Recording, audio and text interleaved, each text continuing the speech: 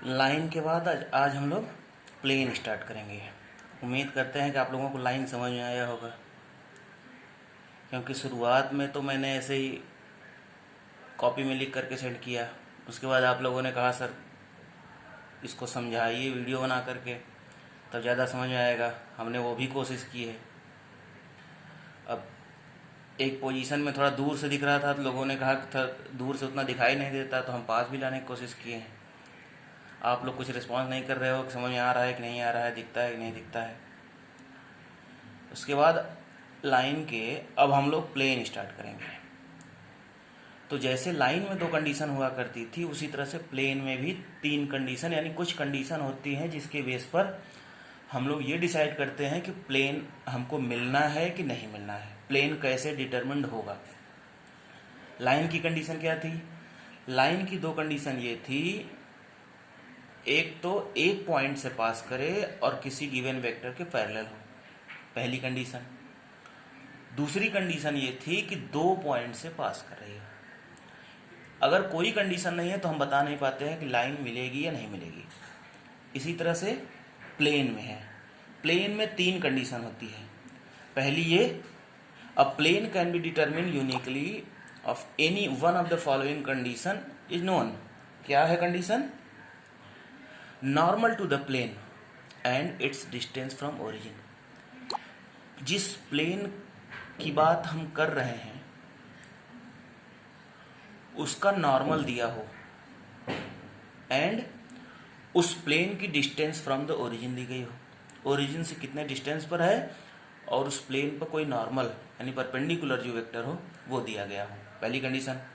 दूसरी, passes through a point and perpendicular to given direction. किसी एक पॉइंट से पास कर रहा हो और किसी एक डायरेक्शन के परपेंडिकुलर हो। डायरेक्शन के परपेंडिकुलर होने का मतलब यहाँ पे ये होता है कि एक गिवन वेक्टर दे दिया है, उसके परपेंडिकुलर होगा। दो हो गया। तीसरा क्या है?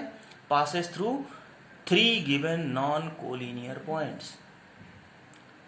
3 पॉइंट हों और नॉन कोलिनियर हो, क्योंकि कोलिनियर में क्या होता है, infinite number of planes possible होते हैं। तो नॉन कोलिनियर होंगे तभी हम लोग उसको यूनिकली डिफाइन कर पाते हैं कि एक पॉइंट से एक ही प्लेन पास करेगा। ठीक, तो जब इतनी चीजें हुई तो अब यही हम लोग बारी बारी से कंडीशन वाइज कि अगर ये कंडीशन होगी तब प्लेन का इक्वेशन कैसे, दूसरी होगी तब प्लेन का इक्वेशन कैसे, और तीसरी होगी तब प्लेन का इक्वेशन कैसे। तो पहली हम लोग लेते हैं equation of plane in normal form, जिसको बोलते हैं।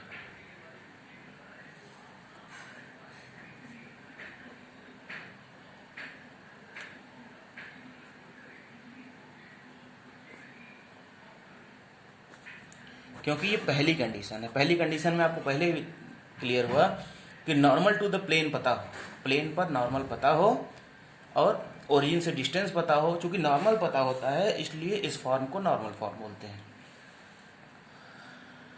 अब हम लोग एक फिगर बना के समझने की कोशिश करें। ये हमारा प्लेन हुआ, ये हमारे कोऑर्डिनेट एक्सिस हो गया, X axis, Y axis and Z axis. और हम ये मान लें कि एक प्लेन है,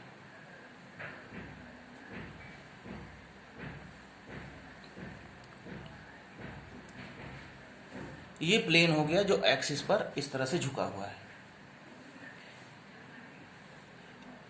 एक पॉइंट इस प्लेन पर लेते हैं और ओरिजिन से उसको डिस्टेंस बताते हैं। हम लोग मान लिए कि ये पॉइंट हो गया n।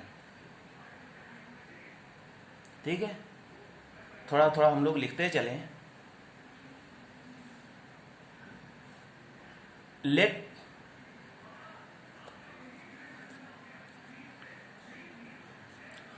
ओ एन, ये O हो गया, ये N हो गया।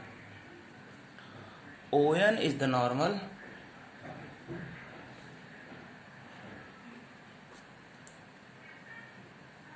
To the plane. ठीक,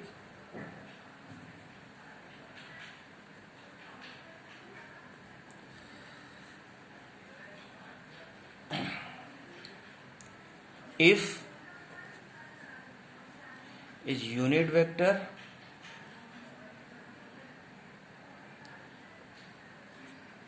along ON, then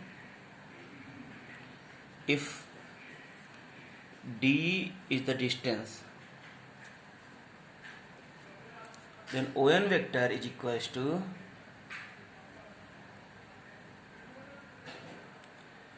D N unit vector. अब इस चीज़ को समझो आप, फिगर से पता नहीं समझ में आ रहा होगा कि नहीं आ रहा होगा। चलिए विजुलाइज करने की कोशिश करते हैं कि ये हो गई एक्स एक्सिस, एक हो गया वाई एक्सिस, तो ये होगा Z axis. X axis, Y axis और ये हो गया जेड एक्सिस। अब ये जो प्लेन है, हम ये मान लें कि इस तरह से जो प्लेन लगा हुआ है तो यही प्लेन है। अब यहां से ये जो डिस्टेंस है इस प्लेन पर नॉर्मल है इस तरह से, क्योंकि प्लेन हमारी यहां से पास कर रही है इस तरह से। ये हो गया ON। तो ON जो है वो परपेंडिकुलर होगा तभी तो डिस्टेंस हुआ, क्योंकि परपेंडिकुलर नहीं होगा तो वो शॉर्टेस्ट तो हुआ नहीं, वो डिस्टेंस नहीं मिला। अगर ये ON हुआ तो ये परपेंडिकुलर है, और परपेंडिकुलर है तो उस प्लेन पर नॉर्मल भी होगा, क्योंकि आप अगर इसको प्लेन मान रहे हो और ये परपेंडिकुलर हुआ और यही परपेंडिकुलर आप इस तरह से लगा रहे हो, यही प्लेन है। तब अब हम लोग ये देखें कि हमेशा डिफाइन करने के लिए हम लोग क्या लेते हैं कि एक जनरल पॉइंट लेते हैं, P हो गया और P का कोऑर्डिनेट हो गया एक्स वाई जेड। P को N से आपने मिला दिया और P का पोजीशन वेक्टर आप ले रहे हो R वेक्टर। PN जो है उसी प्लेन में है और ON उस प्लेन के परपेंडिकुलर है। ये इस तरह से प्लेन हो गया तो PN एक ही प्लेन में मिलेगा और ON उसके परपेंडिकुलर है। जब ON परपेंडिकुलर है इसका मतलब आप लिख सकते हो since ON is perpendicular to किसके, PN के। तो परपेंडिकुलर की condition ON dot PN equals to ON dot NP is equals to 0। ठीक। अब ON निकलने का कुछ चांस है। ON निकल चुका है फ्रॉम द इक्वेशन 1। और NP कैसे निकलेगा? NP निकलेगा from triangle ONP we know by triangle law। ON plus NP is equals to OP होगा। ON plus NP is equals to OP। यहां से हमको मिलेगा NP, so NP is equals to OP minus ON। अब OP कितना है? OP है R vector, और ON कितना है? ON हम लोग निकाल चुके हैं D यूनिट वेक्टर M। इसको ये हो गया NP की वैल्यू, ये हो गया इक्वेशन नंबर 2 और इसको हम लोग मान ले इक्वेशन नंबर 3। अब putting values from 1 and 3 in 2। ठीक। हमको क्या मिल जाएगा, R minus D N dot D N is equal to 0। ठीक है, फिर तो आर माइनस डी, अब इसको मल्टीप्लाई कर दें। अब बात देखो, यहाँ पे ये समझना है कि R minus D N dot N is equal to 0। ये क्यों? क्योंकि d तो कभी 0 हो नहीं सकता, इसलिए इतना ही 0 हो सकता है, क्योंकि d डिस्टेंस है, डिस्टेंस 0 होगा नहीं, क्योंकि प्लेन का ओरिजिन से कुछ ना कुछ डिस्टेंस तो होगा ही होगा। अब हम लोग n को मल्टीप्लाई करें तो r vector unit vector n minus D n unit is equal to 0। अब आप जानते हो n unit is equal to 1 होता है, इसलिए R N minus D is equal to 0 या R dot N is equal to D. ये हो गया normal form of the plane. अब इसका अगर कार्टेशियन फॉर्म हमको निकालना हो तो कार्टेशियन फॉर्म के लिए r को हम लोग क्या ले लें, X I plus Y J plus Z K, और n को ले लेते हैं let L I plus M J plus N K. ठीक है, so R dot N is equal to X I plus Y J plus Z K dot L I plus M J plus N K is equal to D. तो ये हो गया L X plus M Y plus N Z is equal to D. ये हो गया plane का normal form in Cartesian system. Clear?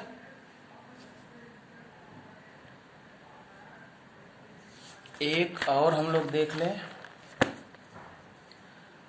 दूसरा condition, equation of plane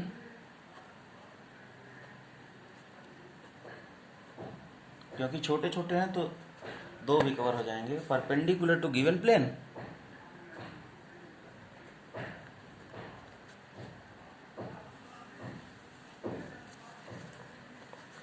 vector passing through given point.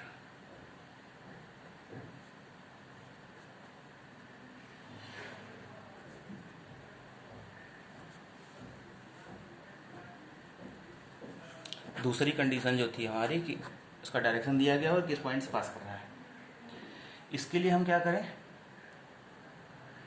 लेते हैं वही सेम चीज। आप कोऑर्डिनेट सिस्टम बना लिए, एक प्लेन ले लिए, इस बार हम लोग थोड़ा सा डिफरेंट टाइप का प्लेन ले लें दिखाने के लिए, बात वही है, चाहे आप कैसा प्लेन लो। यहाँ पे ये दिया हुआ है परपेंडिकुलर, इसको आप 90 डिग्री मान लो, ये n वेक्टर हो गया, ये दिया हुआ है। सीधे सीधे आप कहिए कि let a plane passing through a point A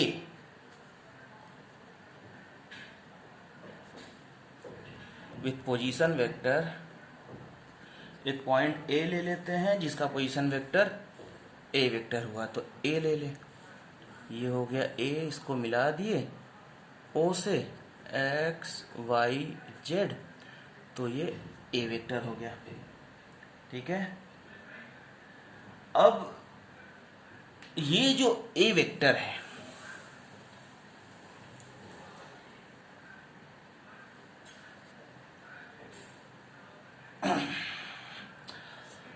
and जो क्या क्या कंडीशन क्या थी, equation of plane perpendicular to the given vector and passing through the given plane given point.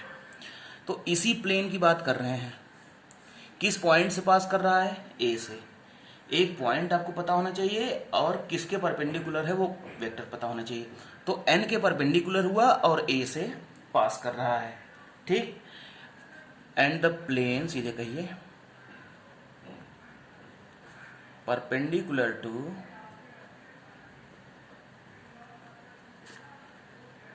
N vector, ठीक ठीक है।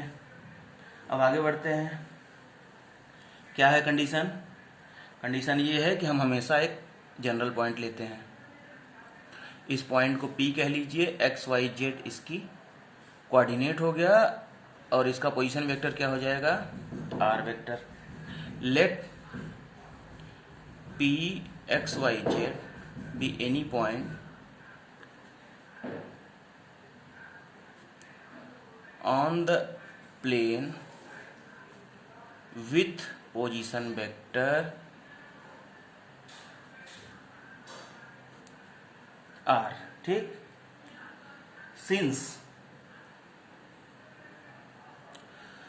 सिंस इस AP की बात करें, ये A वेक्टर हुआ, ये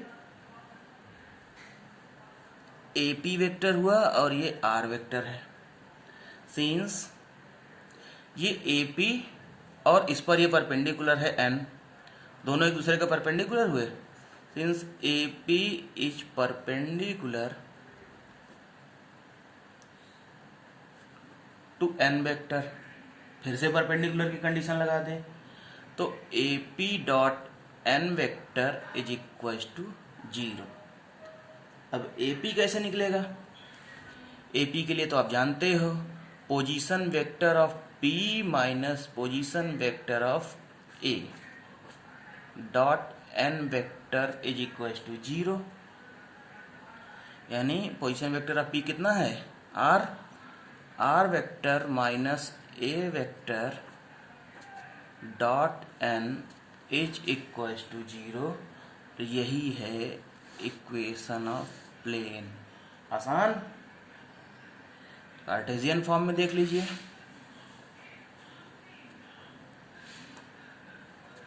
बस वही सारी चीज रख देनी है। ए को ले ले क्या, x1i plus y1j plus z1k। Are को ले ले, आर तो आप जानते ही हो, xi plus yj plus zk। और n को ले लें, n कितना ले लें, n ले लें अलग से, ai plus bj plus ck। अब इक्वेशन क्या हो जाएगा, x minus x1 i y minus y1 j z minus z1 k। एक ब्रैकेट में, क्योंकि r माइनस a, दूसरे में आप रखिए ai plus bj plus ck is equal to 0। तो आई को साथ ले लीजिए, x minus x1 a y minus y1 b z minus z1 c is equal to 0। ये हो गया equation of plane passing through a given point and perpendicular to the given vector. ठीक है, ध्यान से समझ लीजिएगा दोनों को। डेरिवेशन में बार बार इसलिए ध्यान दे रहा हूँ क्योंकि डेरिवेशन पूछा जाता है बहुत बार। ठीक, थैंक यू।